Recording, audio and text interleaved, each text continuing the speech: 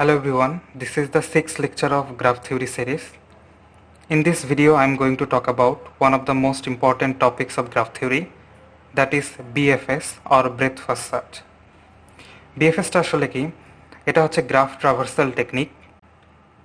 আমরা জানি গ্রাফ হচ্ছে একটা ডেটা স্ট্রাকচার, এটা একটা non linear data structure.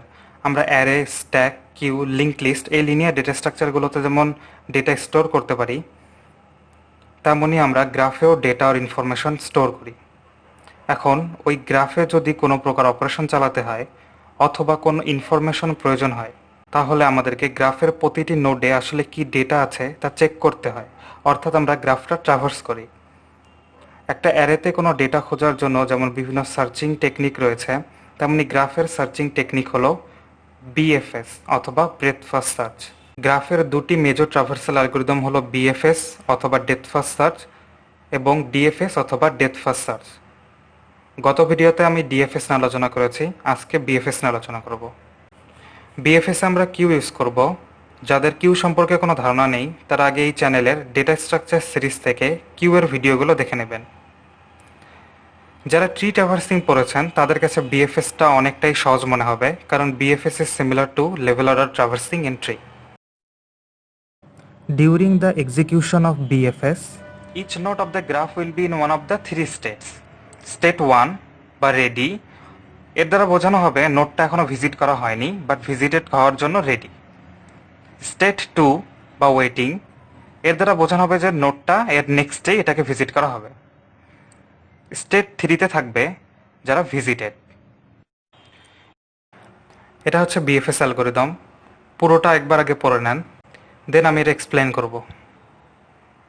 Algorithm শুরু করার আগে আমরা গ্রাফের যে কোনো একটি নোডকে স্টার্টিং নোড হিসেবে ধরে নিব। আমি এখানে এ কে স্টার্টিং নোড হিসেবে ধরে নিলাম।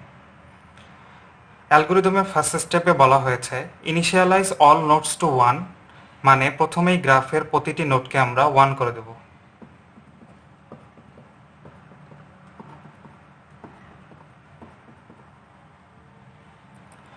সেকেন্ড স্টেপে বলা হয়েছে put the starting node A in queue and change it state to 2। Second স্টেপে স্টার্টিং নোডটাকে কিউতে রাখবো এবং এর স্টেট করে দেব ওয়েটিং অর্থাৎ 2।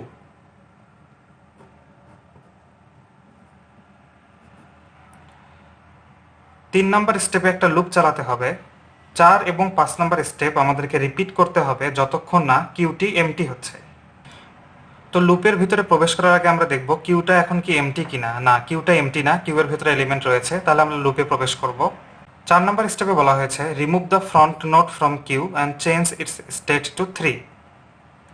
ফোর্থ স্টেপে আমরা কিউ থেকে একদম ফ্রন্টের নোডটা রিমুভ করব এবং নোডটাকে ভিজিটেড মার্ক করব। এখানে ফ্রন্টে রয়েছে এ কে আমরা এখান থেকে রিমুভ করলাম এবং এর স্টেট করে দিলাম 3 অর্থাৎ ভিজিটেড। ফিফথ স্টেপে বলা হয়েছে add to the queue all the adjacent node of the last visited node that are in the ready state and change their state to waiting state. Fifth স্টেপে বলা হয়েছে লাস্ট ভিজিটেড নোড যেটি সেটি হচ্ছে এ এর অ্যাডজেসেন্ট নোড অর্থাৎ B এবং C K আমরা কিউতে পুশ করব, কিন্তু তাদের স্টেট অবশ্যই 1 হতে হবে। বি এবং সি এর স্টেট 1, তাহলে বি এবং সি কে আমরা এখানে পুশ করব এবং এদের স্টেট করে দেব 2। তারপর আবার কন্ডিশন চেক হবে কিউটা কি এমটি কিনা। না, কিউটা এমটি না, তাহলে আবার লুপ চলবে এবং আমরা ফোর্থ স্টেপে যাব। ফোর্থ স্টেপ অনুযায়ী আমরা এখান থেকে রিমুভ করব ফ্রন্টের এলিমেন্ট যেটা হচ্ছে বি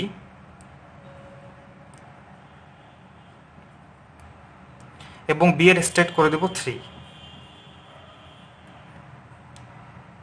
দেন ফিফথ স্টেপে বলা হয়েছে অ্যাড করব বি এর অ্যাডজেসেন্ট নোডগুলো কিউতে।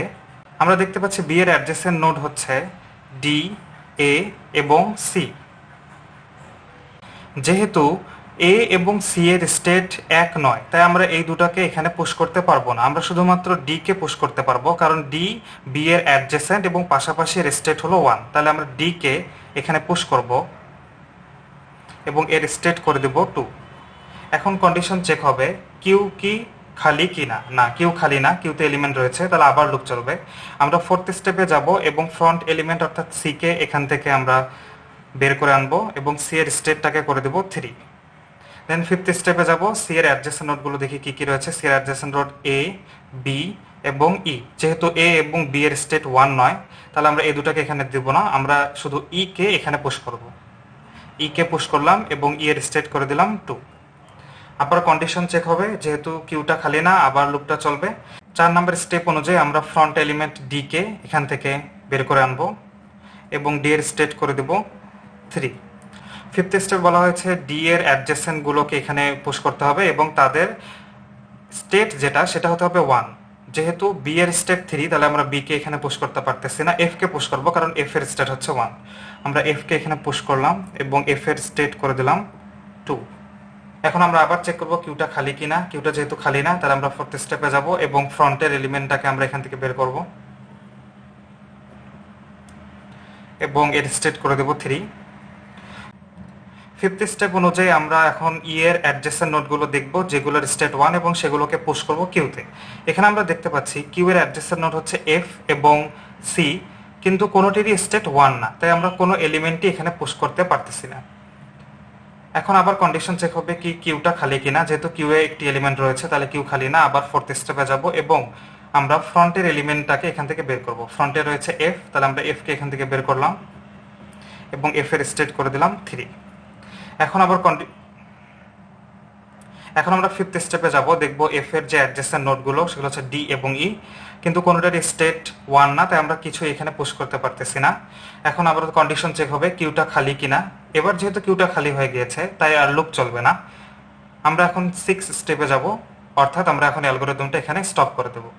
মিনহোয়াইল আমরা দেখতে পাচ্ছি সবগুলো নোডই স্টেট 3-তে রয়েছে, অর্থাৎ সবগুলো নোডই ভিজিট করা হয়ে গিয়েছে। সো এভাবে আমরা বিএফএস করতে পারি। এখন প্রশ্ন হচ্ছে, এটাকে বিএফএস বা ব্রেথ ফার্স্ট সার্চ বলার কারণ কি? আমরা যখন ডিএফএস করেছিলাম তখন দেখেছিলাম আমরা এক এক করে ডেপথের দিকে যাচ্ছি, বাট এখানে আমরা দেখতে পাচ্ছি আমরা এ থেকে গিয়েছিলাম বিতে, তারপরে গিয়েছিলাম সিতে, দেন ডিতে, ইতে, দেন এফে। এখানে অ্যাকচুয়ালি আমরা লেভেল বাই লেভেল ট্রাভার্সিং করেছি। প্রথমে এ কে ট্রাভার্স করা হয়েছে, তারপরে বিসি কে, তারপরে ডিই কে, তারপরে এফে। এখানে ব্রেথে যাওয়া হয়েছে, এজন্য এটাকে বলা হয় থেকে ব্রেথ ফার্স্ট সার্চ ট্রাভার্সাল। আশা করি আপনারা ব্রেথ ফার্স্ট সার্চ ট্রাভার্সালটা বুঝতে পেরেছেন। আপকামিং ভিডিওগুলোতে আমরা বিভিন্ন প্রবলেমে বিএফএস এবং ডিএফএস এর ইমপ্লিমেন্টেশন দেখব এবং তখন আমরা কোডিংও শিখে যাব। Thanks for watching the whole video. Please subscribe my channel. Thank you.